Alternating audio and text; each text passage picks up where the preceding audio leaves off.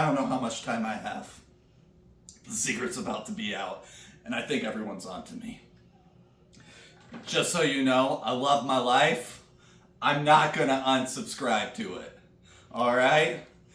The secret's about to get out. I'm about to show you that you're not supposed to put cream cheese in jalapeno poppers. Cream cheese and jalapeno poppers is gross, people. It's not the right way. I know I'm stepping on some toes right now, but trust me, the way you're about to see is the right way. And if you don't believe me, stay tuned to the very end because there's a little surprise I have for you, alright? Let's go. So things that you need for poppers. You need jalapenos. The bigger the ones are, the better. Easier to stuff them, easier to clean them. And also, sometimes, maybe anecdotal, but I think they're less spicy. We got cheese. You're not seeing cream cheese here. I don't use cream cheese. Probably have already made a big deal about that at this point. You get a little how the cake's made here. Seasonings for the top after we're done. Thick cut bacon. Thick cut bacon is what I prefer. Some people use thin cut bacon. I think my uncles usually use thin cut bacon. I just like the thicker cut. Tastes better to me.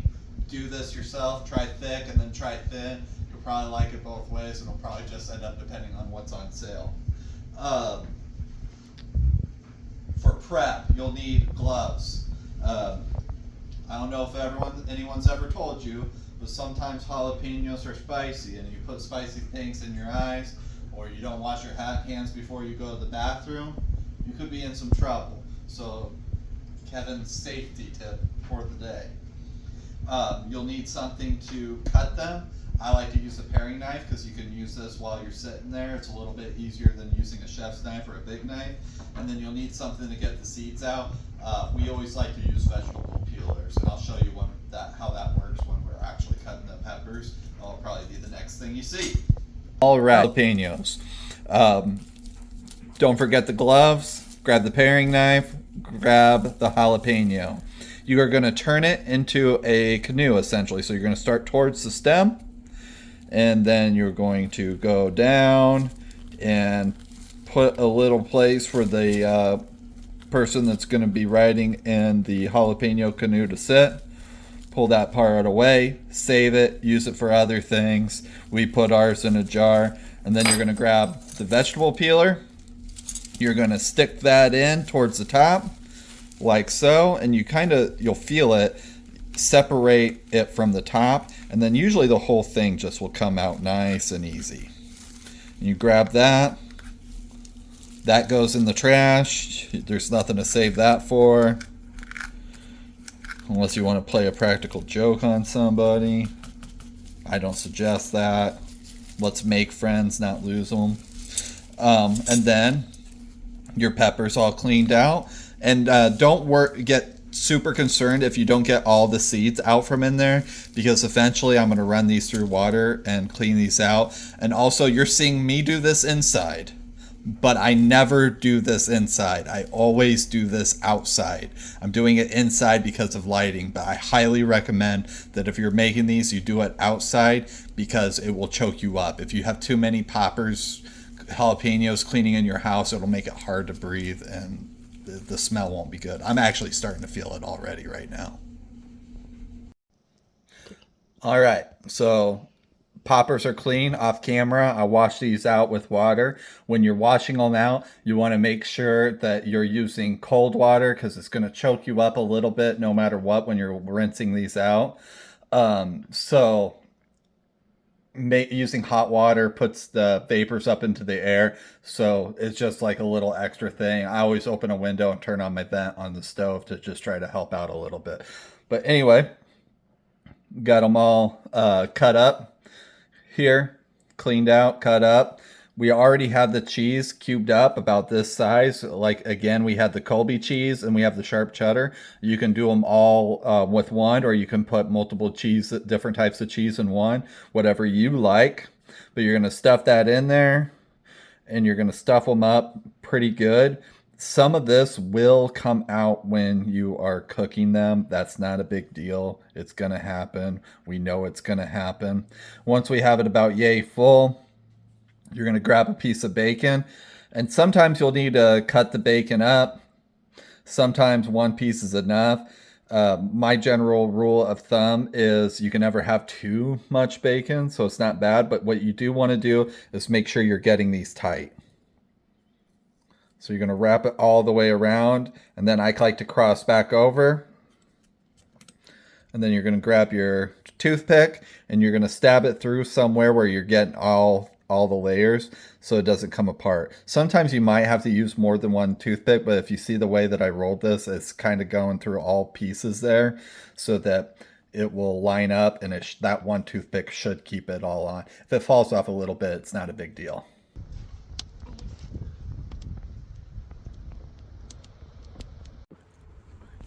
As you can see, we got the smoker fired up. I'm using an offset smoker. You can do these in any kind of smoker, really. Electric, pellet, whatever you have. Some people do them on a charcoal grill. My dad, he actually uses a gas grill.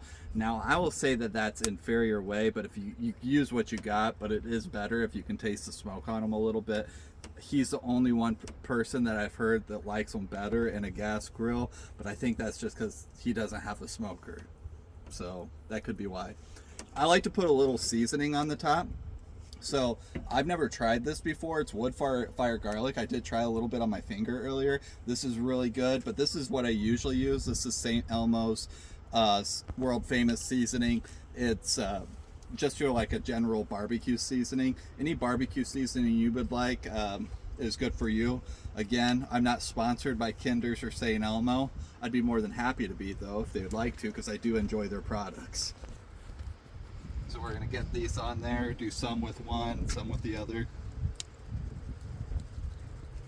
Not super heavy because this all has salt in it, and as we all know, bacon is salty on its own.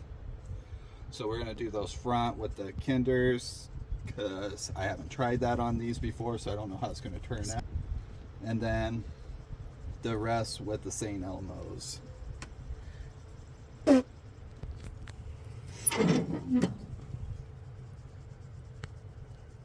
Just like that.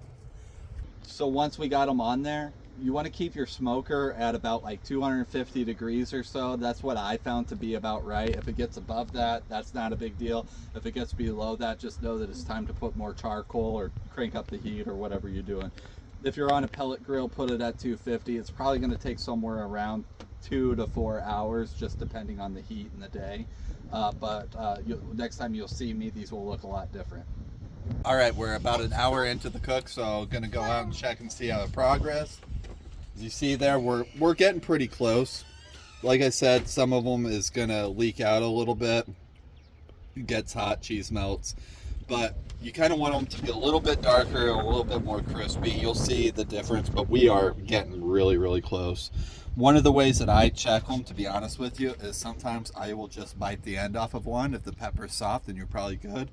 But on an offset, the ones that are closer sometimes are going to take less time than the ones that are further away. All right. So as you can see, these things are pretty much done. I've actually already pulled one off, tasted it. It's pretty good. Now, I don't put barbecue sauce on all of them. I personally like them probably better without barbecue sauce, but most people like them with barbecue sauce. So we're going to put some barbecue sauce on them. Get a brush, get your barbecue sauce. This is not labeled, but you probably by now can already guess what kind it is. This is Kinder's brown sugar hickory barbecue sauce. This stuff's amazing. This is the only barbecue sauce that I like as much as the kind I make myself. So we're gonna put that on there, put it on a few, and then we'll come back over with the brush.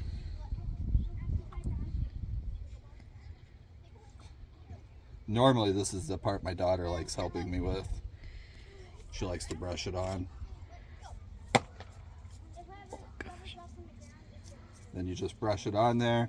You just kind of want to get it glazed up, and then we'll put this back in here for like 10-15 more minutes and let this get tacky and sticky and kind of be glazed on there. Kind of give it a little bit of sweet to balance out the heat.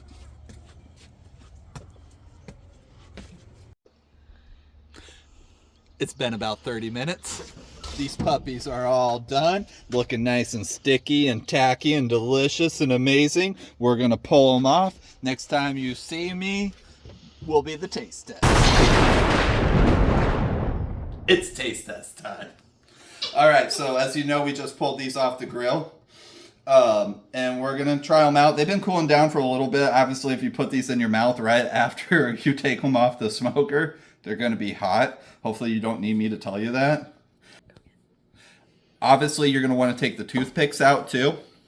That won't be good. Or in this case, you can get it off, but you can kind of see all the cheesy goodness in there. You can see that, like, if you're watching as a smoker, some of these leaked out quite a bit. But that is it. That is the finished product right there. We'll give her a taste test.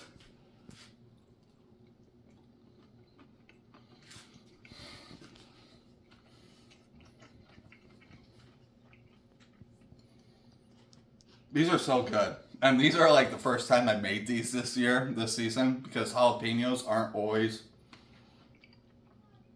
good. Like in the wintertime around here at least, you can't get good jalapenos. So this is the first time I made them this season. Oh my gosh. That is so good. Like I said, we do have a surprise for the end. In the beginning, I did make one with cream cheese in it. And I've actually never done this before. And my wife says that I have tried it before, but I can't remember trying a smoked one. My uncle's cousin, he used to do them with like sausage and stuff inside of them with cream cheese. But I've never seen like the ones that you really see on the internet, but I'll show you. I'm sure they're probably decent, but you can see that it's just kind of cream cheesy there.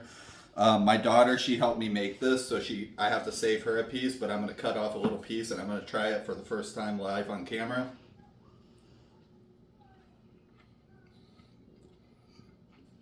The texture's not there. It is good. It's a lot of cream cheese.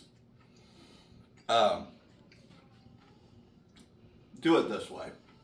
Trust me on that. So this has been Jalapeno Poppers in Kevin's kitchen. Kevin loves you and Jesus loves you too. Thanks for stopping by. Like, share, and subscribe.